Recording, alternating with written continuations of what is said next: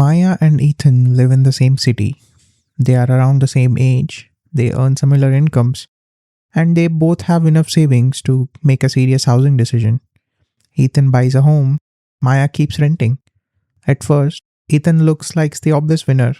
He has the keys, he has the house. He has something he can point to and say, that is mine. Maya has another rent receipt, another payment gone, another month where she owns nothing. So if you looked at them from the outside, the story seems simple. Ethan is building wealth, Maya is wasting money. But a few years later, the answer is not as obvious as it looked. Because the rent versus buy debate usually starts with the wrong comparison. People compare rent to a mortgage payment. Rent is seen as money lost, a mortgage is seen as money invested. But a mortgage payment is not one thing, it is made of different pieces. Part of Ethan's payment goes toward principal, that is the part that slowly becomes equity. But another part goes toward interest. Then there are property taxes, homeowners insurance, maintenance, repairs, closing costs, and eventually, if he sells, more transaction costs. Because the real comparison is not rent versus mortgage, the real comparison is rent versus the total cost of borrowing. And once you see that, the entire question changes. Because buying a house also involves money that disappears. It just disappears in a way that feels more respectable. When Ethan signs the papers, he does not just buy shelter, he enters a financial structure. He borrows money, he locks up capital, he takes on maintenance risk, he makes a bet on one local housing market, and he gives up some flexibility. But that doesn't mean buying is bad. It means buying is not simply renting but smarter. Buying is shelter plus leverage plus responsibility. Sometimes that combination is powerful, sometimes it is just expensive. On the other hand, Maya's choice looks less impressive. She signs another lease, she pays rent again. There is no celebration, no keys on a kitchen counter, no feeling of ownership. But Maya keeps something Ethan no longer has in the same way. That is liquidity. Her savings are not locked inside a down payment. Her emergency fund is not trapped inside walls. If her job changes, she can move.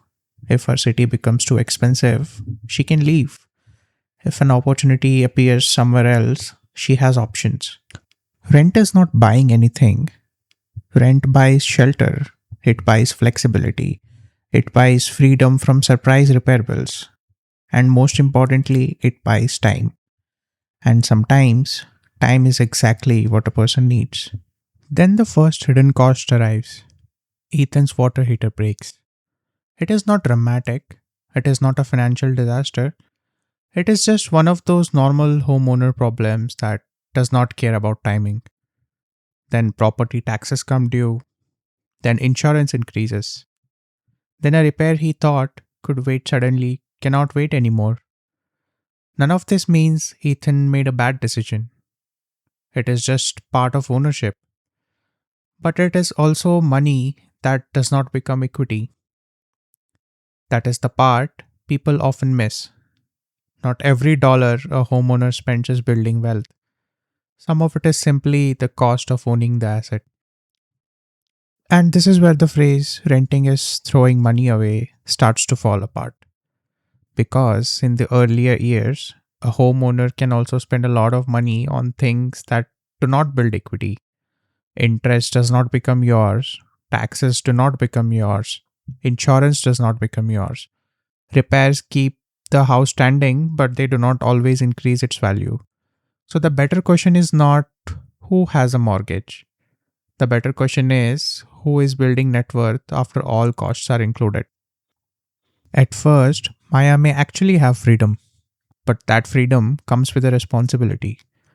This is the part renters do not always like hearing. Renting only becomes financially powerful if the money not used for buying is handled well. If Maya keeps renting but spends all the leftover money on lifestyle, convenience, upgrades, and impulsive purchases, then Ethan may still end up ahead. Not because every part of buying was efficient, but because his mortgage created a kind of forced savings. Every month, part of his payment quietly turns into ownership, even if he does not think about it. Maya does not have that automatic system. She has to create her own. She has to save or invest or keep the cash available for better opportunities. Otherwise, renting gives her flexibility but not progress. That is the honest balance.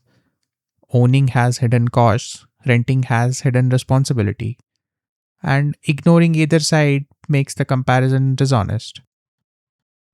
Now let's add time to the equation. Time is the variable that changes everything. Buying has high upfront costs.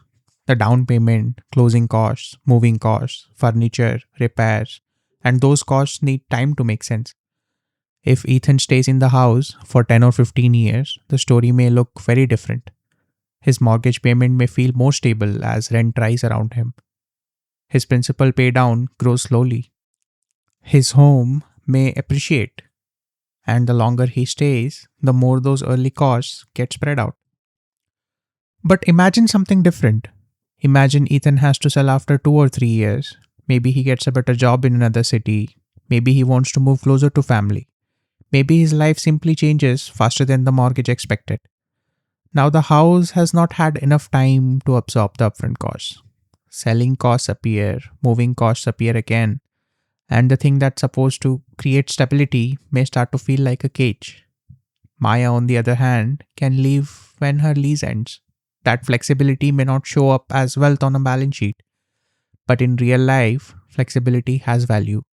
It can mean taking a better job, living in an expensive city, moving in with someone, moving out of a bad situation, or simply not being tied to one location before your life is ready for it. This is why same decision can be smart for one person and risky for another. The same house can be a wealth building machine for Ethan or a financial cage. Not because one person is smarter, but because the system around them is different. The city is different, the rent is different, the interest rate is different, the time horizon is different, the person's life is different. And finance does not care about social pressure. Finance cares about cash flows, risk, time, incentives, and alternatives. Now, buying has some real strengths. It can be one of the most powerful wealth building tools ordinary people have. Not because houses are magical, but because buying combines three forces. First, leverage.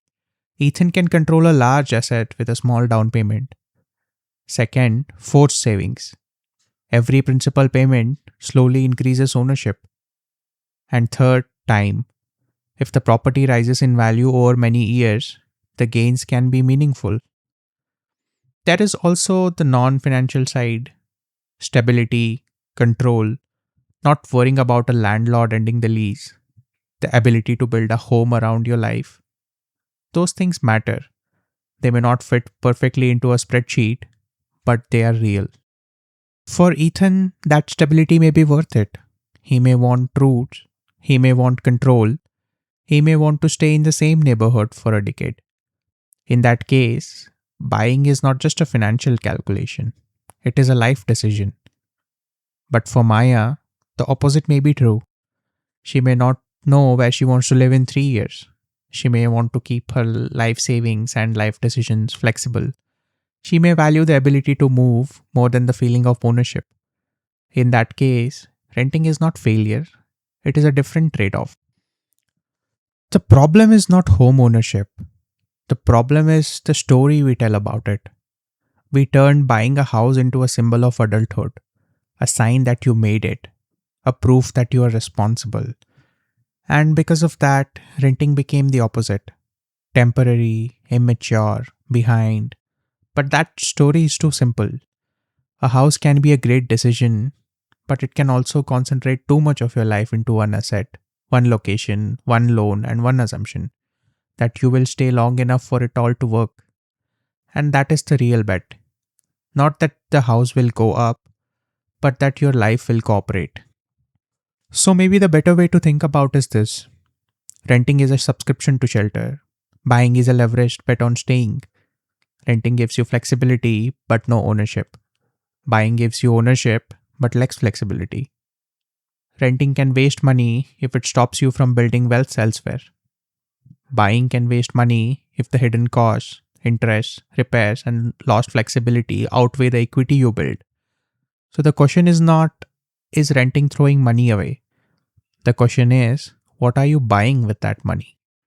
Because sometimes rent buys freedom, sometimes a mortgage buys wealth, and sometimes the smartest financial move is simply understanding the difference.